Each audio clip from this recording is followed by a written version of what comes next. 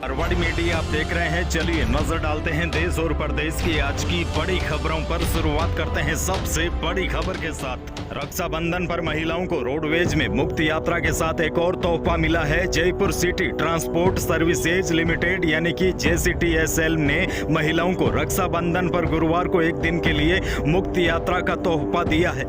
JCTSL ने बुधवार को आदेश जारी किया है। वहीं रोडवेज प्रशासन ने करीब 2 सप्ताह पहले ही इस संबंध में आदेश जारी कर दिए थे। महिलाएं रोडवेज की बसों में निःशुल्क सफर कर सकेगी। यह यात्रा महिलाएं बुधवार रात 12 बजे से गुरुवार यानी कि आज रात 12 बजे तक पूरे राजस्थान में आज फिर यात्रा कर सकेगी। लेकिन आपको बता दूं, पुरुषों को आज रोडवेज की बसों में यात्रा करने के लिए मुश्किलों का सामना करना पड़ सकता है, क्योंकि हर बार की तरह इस बार भी रोडवेज की बसों में रक्षाबंधन के दिन काफी भीड़ जुटने की संभावना है। और देखिए, सबसे बड़ी बात तो यह है, यहाँ पर मैं आपको अलर्ट करना चाहूंगा।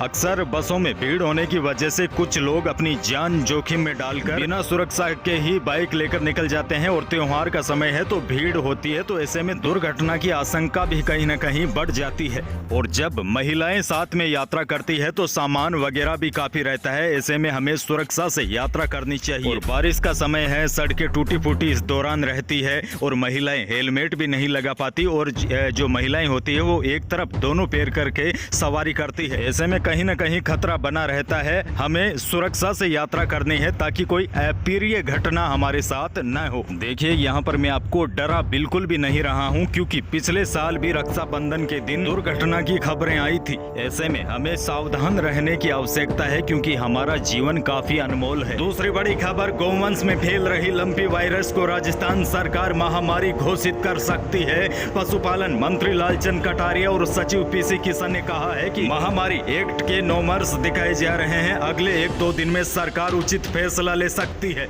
दरअसल आपको बता दूं, केंद्र सरकार ने लंपी को राष्ट्रीय आपदा मानने से इनकार कर दिया है। इसीलिए राज्य सरकार अब अपने स्तर पर एक्सरसाइज कर रही है। आपको बता दूं, अगर लंपी को महामारी घोषित कर दिया जाता है तो इससे सरकार को बीमारी की इफेक्टिव कंट्रोलिंग के लिए अधिकार मिल जाएंगे। पशुपालकों को पशुओं गोवंश के इलाज, मेडिसिन और वैक्सीनेशन समेत कई तरह की सरकारी योजनाओं का फायदा भी मिल सकेगा। एक और बड़ी खबर, विधानसभा चुनाव में अभी तकरीबन 15 महीने बचे हैं। ऐसे में चुनावी साल में जाने से पहले गहलोत सरकार व्यक्तिगत लाभ वाली योजनाओं पर जोर दे रही है। आने वाले विधानसभा चुनाव को देखते हुए गहलोत सरकार मेगा प्लान की तैयारी में जुट गई है। चुनावी साल में बड़े स्तर पर लोक लुभावन घोषणाओं के लिए अभी से गोपनीय तौर पर काम भी शुरू हो गया है। मीडिया रिपोर्ट्स के माने तो दिसंबर में सरकार की चौथी वर्षगांठ से लेकर फरवरी में सरकार के आखिरी बजट तक बड़े स्तर पर लोक लुभावन घोषणाएं की जाएगी। अभी से इनका खाका तैयार किया जा रहा है। आने वाले कुछ महीनों के बाद गहलोत सरकार युवाओं और किसानों को बड़ा तोहफा देने की तैयारी में जुटी है, ताकि युवा वोटरों को साधा जा सके। मौसम को लेकर भी बड़ी खबर आ चुकी है। राजस्थान में मौसम के अलग अलग मिजाज देखने को मिल रहे हैं। कई इलाकों पर तो बारिश हो रही है, लेकिन अब कई इलाके गर्मी और उमस से जूझ रहे हैं। बीते 24 घंटों के दौरान करीब आधा दर्जन जिलों में तेज बारिश दर्ज की गई। वहीं दूसरी तरफ उत्तरी पश्चिमी राजस्थान के कई जिले बीते 2 से 3 दिनों से सूखे हैं। मौसम विभाग की माने तो ओडिशा के ऊपर जो एक सिस्टम बना था वह अब कमजोर हो गया है। हालांकि यह सिस्टम अब लो प्रेशर एरिया बन गया है और वर्तमान में पूर्वी मध्य प्रदेश व आसपास के क्षेत्रों के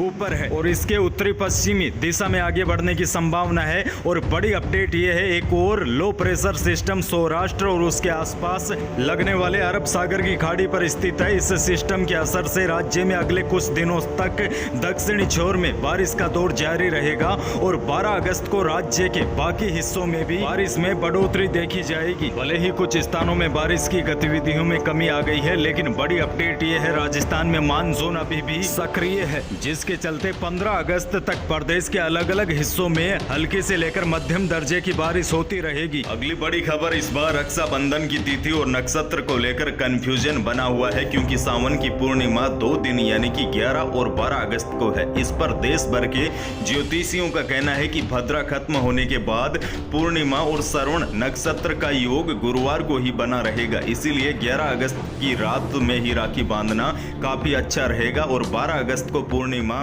तिथि 7:06 तक ही रहेगी। कहीं कहीं पंचांग भेद के कारण 8 बजे तक पूर्णिमा मानी जाएगी। इसके कारण शुक्रवार को पूर्णिमा अधिकतम 2 घंटे रहेगी। आसान भाषा में समझाऊं तो रक्षाबंधन आज ही मनाया जाएगा और सबसे शुभ मुहूर्त है रात 8:25 से रात 9:45 तक रहेगा।